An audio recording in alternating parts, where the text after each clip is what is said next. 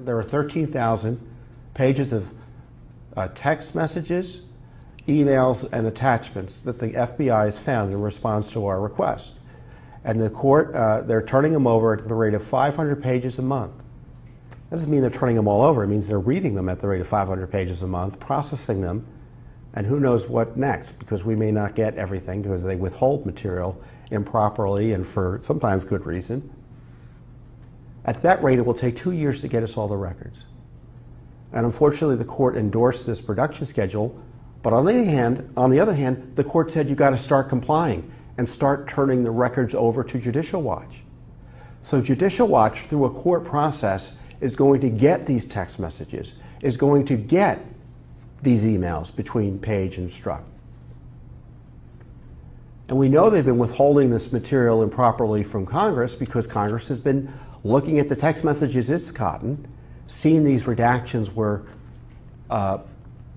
for no good reason. In fact, Chuck Grassley pointed out that there was a $70,000 conference table that was referenced in a text message that had been bought by Andrew McCabe, the then number two official at the FBI.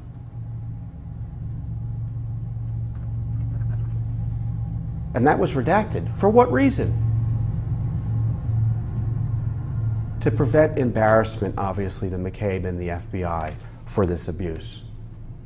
So this is why it's important to be in court, because redactions like that have to be justified in a court process as opposed to this political process that is now being that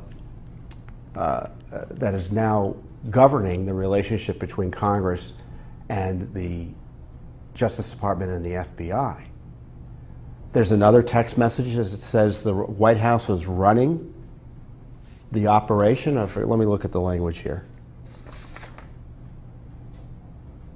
Yeah, the White House is running this. The White House is running this.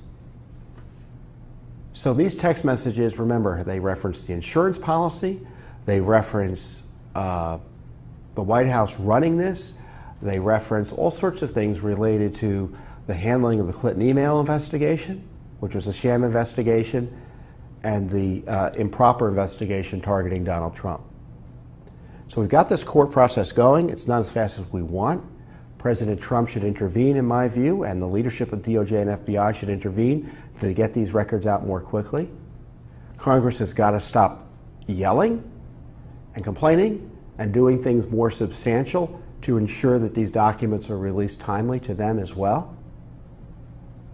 But Judicial Watch is in court, which is much better than what Congress is doing right now. So on top of that, as I said, we've got this lawsuit, and these text messages also suggest that Lisa Page and Peter Strzok talked about doing government business offline and on our personal devices. So we asked the FBI, what are you doing to make sure that government records on these personal devices are being searched for and preserved and maintained? And the FBI, this is positive, said they're going to send letters to Page and Strzok telling them they need to preserve these records, which is positive. Because I tell you, they've been fighting us tooth and nail on this. So this little glimmer of hope and accountability, and it helps to have a case in court. Because if they're not going to preserve the records, because this is what happened during the Clinton email investigation, the court could order them to take steps to preserve the records. So the FBI knew it was coming down the pike, and we're glad they didn't waste the court's time by fighting us. But these are the battles. It's a pitched battle. Every inch of ground we have to battle over. I joke, you have to sue to get the time of day from these agencies. So we've got this massive Spygate investigation, or what ought to be a massive Spygate investigation, a cover-up related to it, admissions by top Obama officials that there was spying going on. The media is trying to pretend it wasn't spying and arguing with President Trump about what the meaning of spy is in true Clintonian fashion. You've got Congress and the Justice Department and the FBI, who are rogue agencies and out of control, fighting over documents about this scandal. And you got the Mueller operation, largely being ignored, even though it's in the center of this.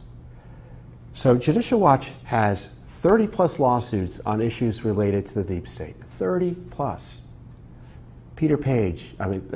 Lisa Page, Peter Strzok text messages. Records about the Flynn investigation. Another abuse of power.